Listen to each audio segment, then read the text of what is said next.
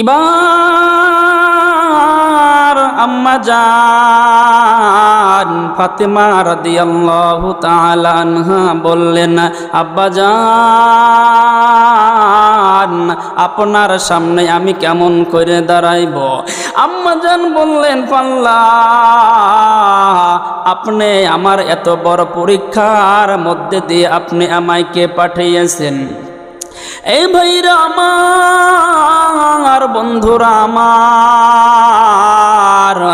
আম্মা জান ফাতেমা রাদিয়াল্লাহু তাআলা আনহা বললেন, ইয়া রাসূলুল্লাহ,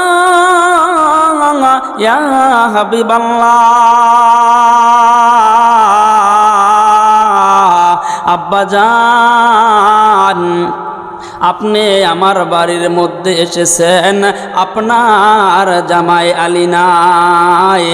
ওমা ফাতেমা দরজাটা খোল রে মা, কতদিন হলো তোমার মুখখানা দেখি না।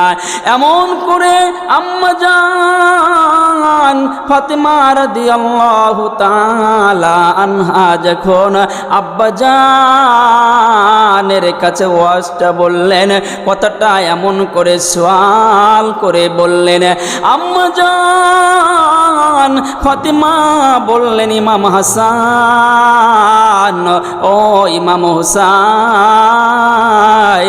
তুমি যাও, তোমার নানা ভাই তোমাকে দেখার জন্য এসেছে। ইমাম হাসান এবং হুসাইনকে দেখে বিশ্বনবী জনাবে মুহাম্মদুর রাসূলুল্লাহ সাল্লাল্লাহু আলাইহি সাল্লাম এগালে ওগালে ধরে চুমা খাইলেন। বলল, ভাই কতদিন হলো তোমাকে দেখি না, তুমি বুঝি আমাকে ভুলে গিয়েছ? এমন করে আম্মা জান ফাতেমা রাদিয়াল্লাহু তাআলা আনহা জানালার ফাঁসা দিয়ে তাকিয়ে দেখছেন। বলছে, ও মা ফাতেমা দরজাটা খোল রে মা, কতদিন হলো আমি তোমাকে দেখি না। আম্মা জান ফাতেমা রাদিয়াল্লাহু তাআলা আনহা কান্না করছেন আর বলেছেন, আব্বা জান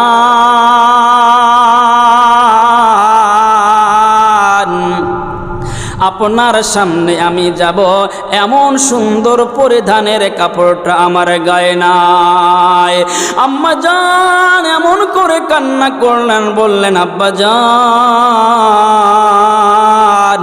আমাকে বাড়ির সামনে যিনি রেখে গিয়েছেন, ঘরের মধ্যে যিনি রেখে গিয়েছেন, উনি বলেছে কোনো পরপুরুষের কাছে আমার যাওয়া যাবে না। আমার স্বামীর অনুগত্য ছাড়া আমি আর আপনার সামনে যেতে পারবো না। বাড়ির মধ্যে এসে সালাম জানাইলেন, আসসালামু আলাইকুম ইয়া আহলাল বাইত। বাড়ির মধ্যে থেকে প্রশ্নের জবাব গেল, ওয়ালাইকুম আসসালাম, আপনি কে? বললেন, আমি সেই ব্যক্তি শেরে খুদা আলী,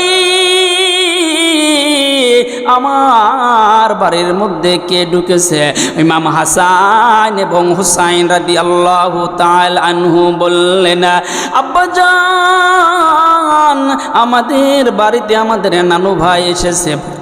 বললেন, কি এসেছে?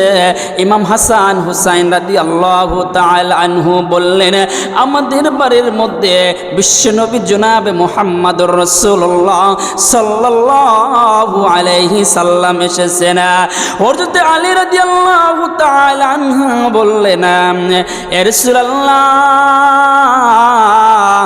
ইয়া হাবিবাল্লাহ, আব্বা জান আপনি আমার বাড়ির মধ্যে এসেছেন, আপনাকে সামনে আপনার সামনে কিছুটা খানা দেব, এমন খানাও আমার বাড়ির মধ্যে নাই। ইয়া রাসূলুল্লাহ, ইয়া হাবিবাল্লাহ, আব্বা জান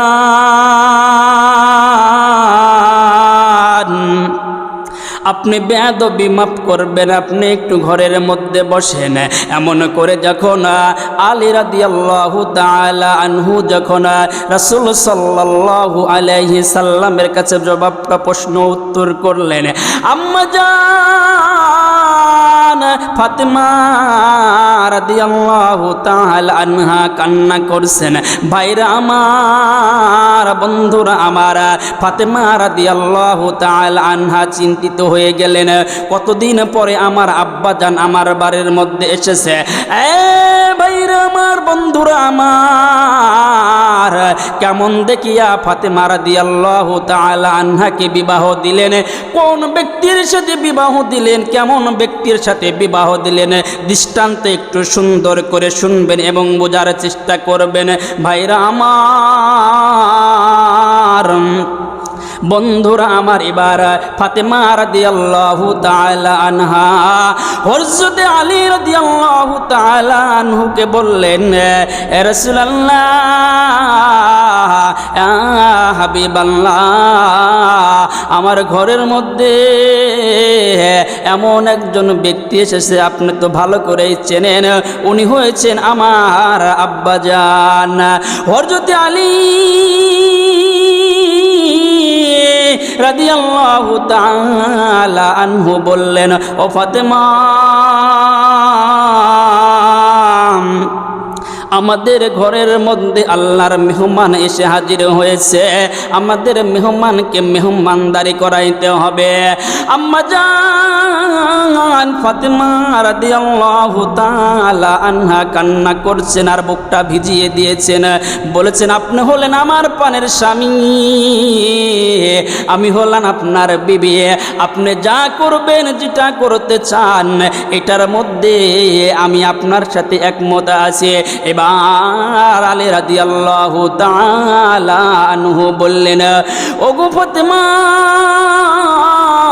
ঘরের মধ্যে কিছু খানা আছে, এটা তুমি জাল করে শুরু করে দাও। এবারে দিক দিয়ে ইমাম হাসান হুসাইন রাদিয়াল্লাহু তাআলা আনহু এসে বলতেছেন, আম্মা জান, আপনার ঘরের মধ্যে কি কিছুই খাবার নাই? কতক্ষণ সময় হয়ে গেছে, আমাদের নানা ভাই এসে হাজির হয়েছে।